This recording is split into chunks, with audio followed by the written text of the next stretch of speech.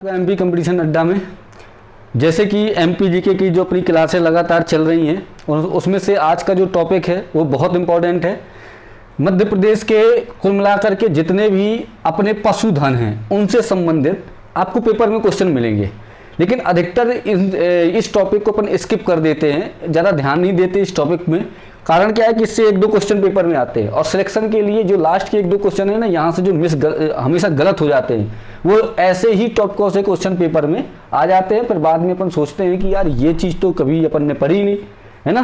तो आज इन्हीं टॉपिकों पर बहुत अच्छे से ध्यान देंगे कि मध्य प्रदेश के पशुधन में क्या क्या इंपॉर्टेंट है और क्या क्या बातें अपन को देखनी है। तो देखो, सबसे पहले दो तीन बातें शुरुआत में आपको बता दूं कि मध्य प्रदेश के पशुधन की यदि बात करें तो एक पहला फैक्ट इसका ये है कि कितने वर्ग किलोमीटर प्रति क्षेत्र, मतलब ऐसा रहता है कि प्रति वर्ग किलोमीटर में पशुधनों का एक औसत अनुपात होता है। कितना है देखिए, ये पशुधन की जो जनगणना है, टोटल जो पशुधन की जनगणना होती है हर 5 वर्ष में होती है। कब? हर 5 वर्ष में इनकी गणना की जाती है। जैसे आपने अभी देखा होगा कि सुना भी होगा कि पक्षियों की गणना हुई जिसमें गिद्ध पुनर्वास, गिद्ध जो है सबसे अधिक मात्रा में पन्ना टाइगर रिजर्व में पाए गए। उसी तरीके से पशुओं की भी गणना होती है, हर 5 वर्ष में की जाती है। ठीक है, पशुपालन विभाग अपना है ही है। ठीक है, तो हर 5 वर्ष में इसकी गणना की जाती है। अच्छा, टोटल यदि ये क्वेश्चन पूछे कि मध्य प्रदेश में टोटल पशुधनों की संख्या कितनी है, तो उसका सही आंसर है 40.60 मिलियन। लगभग में आजकल आंसर पेपर आने लगा है ना। 40.60 मिलियन जो है ना मध्य प्रदेश में पशुधन है। मतलब ठीक है, गाय बैल जितने भी है ये, ठीक है, भैंस भेड़ गौवंश सब टोटल कितने हैं? 40.60 मिलियन के समथिंग लगभग रूप से। ठीक है, और देखिए सबसे इंपॉर्टेंट बात ये है कि अभी जितना यहाँ से क्वेश्चन आ रहे हैं दिन प्रतिदिन क्या है, कंपटीशन एकदम टफ होता जाएगा। टफ होने का मतलब सीधे सीधे क्या होता है? कंपटीशन टफ होने का मतलब ये होता है कि शुरुआत के जो आज से 2-3 साल पहले जो पेपर हुए उनमें लूसेंट से हूबहू क्वेश्चन मिल जाते थे। यदि हिंदी का टॉपिक आना है तो उसमें हिंदी के लूसेंट से हूबहू क्वेश्चन मिलते थे। अब धीरे धीरे क्या हो रहा है कि डीपली से डीपली चला जा रहा है एकदम। मतलब जैसे ये पशुधन वाले टॉपिक, इनसे क्वेश्चन बहुत कम मात्रा में आते थे, लेकिन अब इनसे भी क्वेश्चन पूछने लगे। और ये जो जैसे 40.60 मिलियन है टोटल, तो ये अब लगभग में क्वेश्चन आने लगे हैं। तो मतलब कहने का ये है मेरा कि जितनी जल्दी हो सके उतनी जल्दी यदि अच्छी खासी कमांड आप हासिल करके सीधा जॉब ले लेते हैं, नहीं तो आगे चल करके इससे भी डीपली क्वेश्चन पूछेंगे। पर्टिकुलर पशु, पर्टिकुलर प्रजाति कहाँ पाई जाती है, किस क्षेत्र में पाई जाती है, इस लेवल तक चला जाएगा और ये ऊपरी क्षेत्र के क्वेश्चन तो पूछे ही जाएंगे। तो इस कारण से बहुत ध्यान से और बहुत अच्छे से कमांड हासिल करना किसी सब्जेक्ट में क्या कहलाता है? किसी भी सब्जेक्ट में कमांड हासिल करना यही कहलाता है कि वहाँ से संबंधित कोई सा भी MCQ यदि आपके सामने आए तो कम से कम 90 से 92% परफॉर्मेंस अच्छी होनी चाहिए। तो ये कहलाता है कि उस विषय में आपकी कमांड है। ठीक है, अब इसमें क्या है, मध्य प्रदेश में पशुओं की संख्या टोटल कितनी हो गई? 40.60 मिलियन के समथिंग मध्य प्रदेश में पशु हैं। तो एक तो ये हो गया। इसकी गणना कितने वर्ष में की जाती है? तो हर 5 वर्ष में इसकी गणना की जाती है। अच्छा, प्रति वर्ग किलोमीटर में कितने पशु पाए? 128 प्रति वर्ग किलोमीटर। बिल्कुल रट लो इनको, ये डाटा जो है ना अधिकतर हमेशा काम आएगा। MPPSC की तैयारी कर रहे हो तो मेंस में भी कोई ऐसा क्वेश्चन आता है तो ये डाटा ही काम आते हैं कि 128 प्रति वर्ग किलोमीटर में पशुओं का औसत घनत्व पाया जाता है मध्य प्रदेश में। ठीक है, तो कितना है? 128 प्रति वर्ग किलोमीटर, टोटल 40.60 मिलियन। अब इनकी प्रजातियां भी देखेंगे और एक एक जगह भी देखेंगे। अब मैंने शुरुआत से ही आपको बोल रखा है कि क्वेश्चन कैसे पढ़ना है, क्वेश्चन आंसर फॉर्मेट में, MCQ के फॉर्मेट में ही इनको याद करके रखना है। तो चलिए शुरुआत करते हैं। कम से कम इससे 20 से 25 क्वेश्चनों को तैयार करेंगे अभी अपन। सबसे पहले क्या है कि क्वेश्चन, सर्वाधिक गौवंश मध्य प्रदेश के किस जिले में पाया जाता है? तो उसका सही आंसर क्या है? रीवा।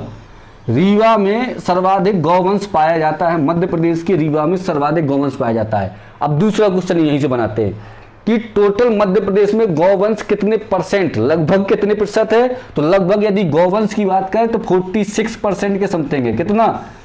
पूरे जितने पशु हैं उनमें से 46% गाय हैं मध्य प्रदेश में। ठीक है, क्या रीवा में पाया जाता है? मतलब सबसे अधिक मात्रा में जो गाय हैं वो क्या है? रीवा में, मतलब गाय ही हैं सबसे अधिक मात्रा में जो पशुओं में यदि देखा जाए। कितनी है? टोटल पशुधन का 46% है। क्लियर हो गया? तो मतलब सब, और फिर गायें सबसे अधिक मात्रा में पूरे मध्य प्रदेश में है। और किस जिले में सबसे अधिक मात्रा में गौवंश है? तो रीवा जिले में सर्वाधिक मात्रा है इनकी, है हर जगह, लेकिन सर्वाधिक मात्रा किस जिले में है? रीवा जिले में। उसके बाद सर्वाधिक मात्रा गौवंश की हो गई। अच्छा, भेड़ जो है तो सर्वाधिक मात्रा में किस जिले पे है मध्य प्रदेश की? तो भेड़ों की बात करें तो मध्य प्रदेश का जो शिवपुरी जिला है, ये यहाँ पर जो स्थित है शिवपुरी जिला, तो मध्य प्रदेश के शिवपुरी जिले में सर्वाधिक मात्रा में भेड़ पाई जाती है। गाय कहाँ होगी सर्वाधिक मात्रा में? रीवा। भेड़ कहाँ होगी सर्वाधिक मात्रा में? शिवपुरी। अब भैंस की बात कर लें कि सर्वाधिक मात्रा में भैंस किस जिले में पाई जाती है? तो हो गया मुरैना। ठीक है, सर्वाधिक मात्रा में मुरैना में क्या पाई जाती है? भैंसें पाई जाती है। अब यही एक बात और याद रखनी है कि क्वेश्चन पे क्वेश्चन अपन स्थिति बनाते चल रहे हैं। यहाँ पर यह बात पाई जाती है कि सर्वाधिक मात्रा में भैंस मुरैना में। गाय का परसेंटेज कितना है? लगभग 46%। अच्छा, भैंस का परसेंटेज कितना है? कितने परसेंटेज टोटल पशुधन की? तो 25% के लगभग जो है तो भैंसें हैं। ठीक है, टोटल पशुधन में 25% जो है तो भैंसों का योगदान है। और सर्वाधिक अधिक मात्रा में किस जिले में पाई जाती है? तो मुरैना जिले में है। तो यहां तक क्लियर हो गया, 3 बातें हो गई क्लियर। अब इसके बाद और यदि क्वेश्चन पूछ लिया जाए कि मध्य प्रदेश में सर्वाधिक मात्रा में ऊंट किस जिले में पाए जाते हैं, क्वेश्चन क्या है कि मध्य प्रदेश में सर्वाधिक मात्रा में ऊंट किस जिले में पाए जाते हैं, ये क्वेश्चन है। तो इसका सही आंसर क्या होगा? बहुत इंपॉर्टेंट है। क्यों? क्योंकि ऊंट अधिकतर राजस्थान में है, लेकिन इसका सही आंसर हो जाएगा मंदसौर। राजस्थान से लगा हुआ है अपना मंदसौर, तो मंदसौर एक ऐसा जिला है मध्य प्रदेश का जिसमें सर्वाधिक मात्रा में ऊंट जो है तो पाए जाते हैं। ठीक है, तो कौन सा जिला हो गया? ये आपका सर्वाधिक मात्रा में ऊंट पाए जाने वाला जिला कौन सा हो गया? मंदसौर हो गया। मध्य प्रदेश का एकमात्र जिला है जहां पर सर्वाधिक मात्रा में ऊंट पाए जाते हैं। ठीक है, अब चलिए, तो ये तो हो गया थोड़ा सा जो इंपॉर्टेंट पशु थे उनके बारे में, कौन कहाँ पाया जाता है। तो यहाँ तो पशु वाली बात होगी। अब कुछ क्वेश्चन और आते हैं पेपर में, बहुत इंपॉर्टेंट क्वेश्चन है, इनको भी समझ याद कर लीजिए। क्वेश्चन ये है कि न्यूनतम मध्य प्रदेश में न्यूनतम पशु घनत्व वाला जिला कौन सा है? क्वेश्चन समझ में आया? मध्य प्रदेश में न्यूनतम पशु घनत्व वाला जिला कौन सा है? इसका आंसर क्या होगा? इसका आंसर होगा मंडला। जो मंडला जिला है मध्य प्रदेश का, वो न्यूनतम पशु घनत्व वाला जिला है। वैसे पशु का घनत्व कितना है? 128 प्रति वर्ग किलोमीटर, बताया था ना आपको। अब न्यूनतम पशु घनत्व वाला जिला कौन सा है? मंडला है, जहां पर न्यूनतम पशु घनत्व पाए जाते हैं। ठीक है, अच्छा, पशुओं का घनत्व की बात कर रहा है, डेंसिटी उनकी बात कर रहा हूं मैं, कि जो डेंसिटी है पशुओं की, ठीक है, तो न्यूनतम है। जैसे आपको पता है कि बांधवगढ़ राष्ट्रीय उद्यान जो है, वहां पर जो टाइगर्स है उनका घनत्व सबसे अधिक मात्रा में है। ठीक है, उनकी संख्या भी अधिक है। ठीक है, और घनत्व जो है उनका, मतलब सॉरी, घनत्व जो उनका क्षेत्रफल में वो सबसे अधिक मात्रा में वहां रहते हैं। ऐसे न्यूनतम पशु घनत्व वाला कौन सा है? मंडला हो गया। अब एक और क्वेश्चन यही बनाएंगे कि मध्य प्रदेश का वह कौन सा जिला है जहां पर न्यूनतम पशु पाए जाते हैं। देखिए भाई, एक एक क्वेश्चन बहुत अच्छे से, क्योंकि एक क्वेश्चन गलत सिलेक्शन से बाहर, अधिकतर ऐसा ही हो रहा है इस समय, तो एक भी क्वेश्चन गलत नहीं होना चाहिए।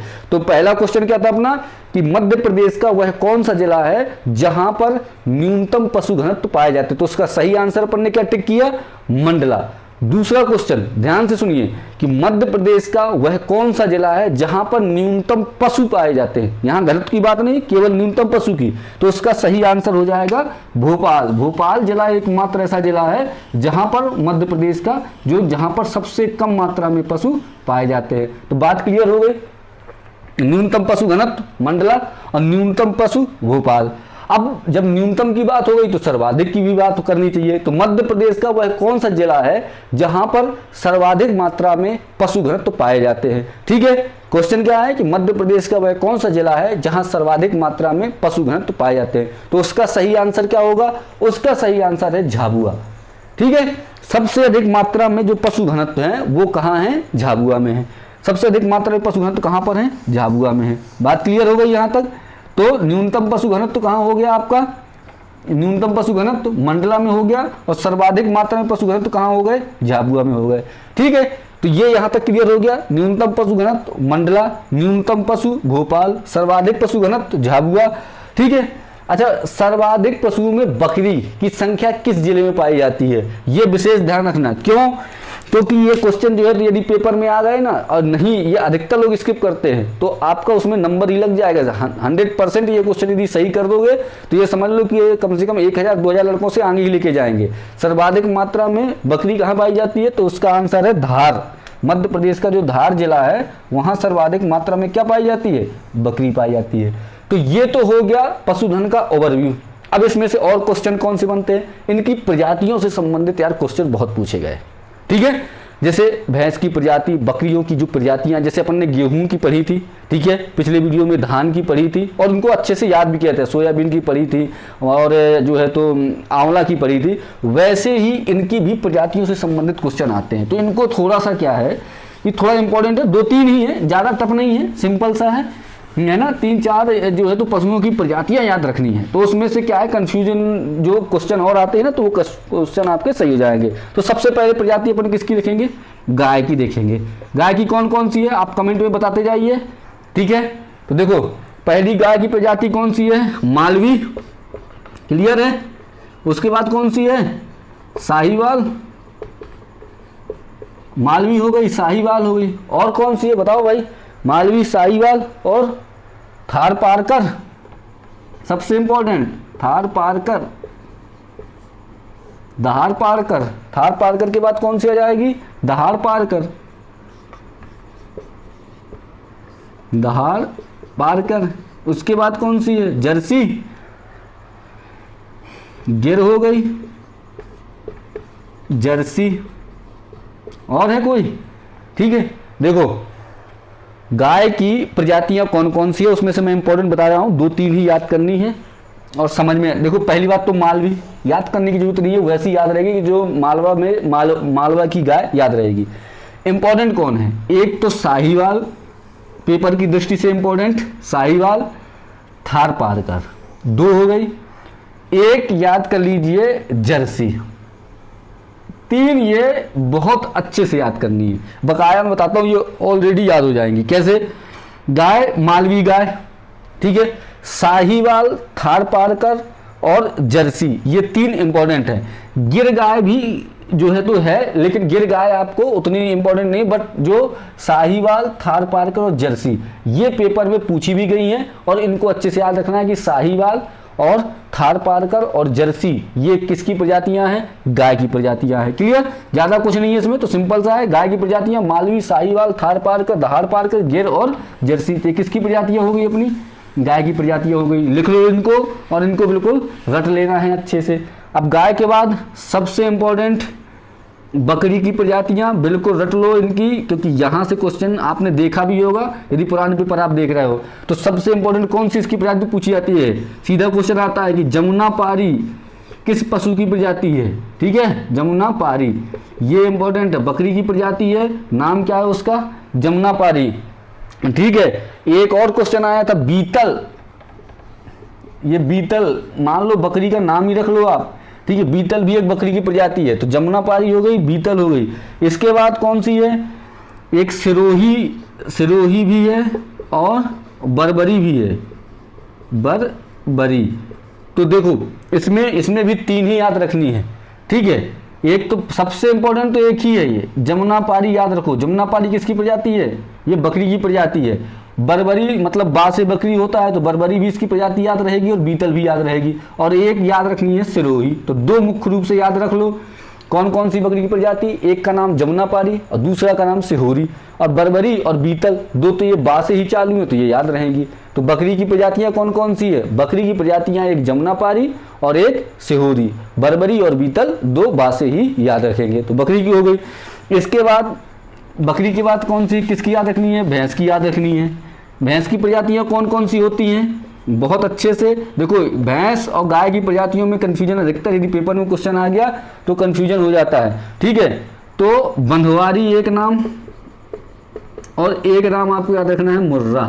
बस 2 प्रजातियां इसकी इंपॉर्टेंट हैं, तो बंधवारी और मुर्रा, ये 2 नाम मुख्य रूप से याद रखिए, ठीक है। कौन कौन से, बंधवारी और मुर्रा किसकी हैं, भैंस की प्रजातियां हैं। अब जो लास्ट और बहुत इंपॉर्टेंट किसकी प्रजाति, मुर्गी की प्रजाति। भाई इसकी प्रजातियां देसी और विदेशी दोनों की प्रजातियां बार बार पेपर में मिली हैं, क्योंकि कड़कनाथ जीआई टैग भी प्राप्त हो चुका है, तो इसकी प्रजातियां बिल्कुल रट लेनी है। तो सबसे पहले देसी मुर्गी की प्रजाति याद कर लो। क्या क्या नाम है देसी मुर्गी का? एक का नाम श्यामा, ठीक, श्यामा के बाद और क्या नाम है? कड़कनाथ, निर्भीक, और एक क्या है, एक और नाम है असील। ये भाई 4 नाम देसी हैं, देसी मुर्गी हैं। ये कौन कौन सी हैं? श्यामा, कड़कनाथ, निर्भीक और असील। ये मुर्गी की देसी प्रजातियां हैं। कौन कौन सी हो गई? श्यामा हो गई, कड़कनाथ हो गई, निर्भीक हो गई और असील। ये क्या है? मुर्गी की देसी प्रजातियां हैं। उसके बाद विदेशी, विदेशी प्रजातियों में क्या क्या है बताइए कमेंट करके। विदेशी प्रजातियां मुर्गी की कौन कौन सी हैं? कौन कौन सी हैं विदेशी प्रजातियां? बताइए उनको, ठीक है। वाइट लेग हॉर्न, एक तो ये हो गई व्हाइट लेग हॉर्न, और एक कौन सी है प्रजाति? एक है रोड आइलैंड। गजब प्रजातियां हैं भाई मुर्गी की। व्हाइट लेग हॉर्न हो गई और रोड आइलैंड हो गई। ये 2 प्रजातियां जो है तो मुर्गी की ये हो गई। अच्छा, अब यहां से एक क्वेश्चन आपने पेपर में आया होगा, वो सुना होगा, बहुत बार देखा होगा आपने। मध्य प्रदेश का गौरव इनमें से किस प्रजाति को कहा जाता है? तो कड़कनाथ, जो मुर्गी की प्रजाति कड़कनाथ है, उसको क्या कहा जाता है? मध्य प्रदेश का गौरव कहा जाता है। मुर्गे को कहा जाता है मध्य प्रदेश का गौरव, कड़कनाथ मुर्गे को कहा जाता है। तो समझ में आई यहां तक बातें? मतलब टोटल क्या था कि जो फैक्ट है उन्हीं फैक्टों को मुख्य रूप से, जो पूरा पशुधन का फैक्ट था वो आपको बता दिया। अब 3-4 चीजें और रहती हैं, जैसे कि उत्पादक जिला में आ जाएगा कि दूध सबसे अधिक उत्पादक जिला कौन सा है, तो आपको पता है मुरैना, ठीक है। अंडा उत्पादक जिला कौन सा है सबसे सर्वाधिक मात्रा में? तो जबलपुर। तो इस तरीके के थोड़ा 2-4 क्वेश्चन और हैं जो आप देख लीजिएगा, ठीक है। और उसके बाद अब जो ये यहाँ तक तो हो गया पशुधन के बारे में, और इसके बाद जो 2-3 चीज़ें और रहेंगी तो उनको और देख लेंगे। और साथ में अब जो अगला अपना टॉपिक शुरुआत होने वाला है वो बहुत ही इंपॉर्टेंट है, मध्य प्रदेश के वन और वनों का पूरा जो डिटेल है, जो वन सर्वेक्षण रिपोर्ट आई है उसकी पूरी जानकारी आपको अगले वीडियो में मिलेगी। इसलिए आप अपने चैनल को सब्सक्राइब, लाइक, शेयर जरूर कर लीजिए ताकि आपको जानकारी तत्काल मिल सके और आगामी पेपरों में आपकी सहायता हो सके। धन्यवाद, मिलते हैं अगले वीडियो में।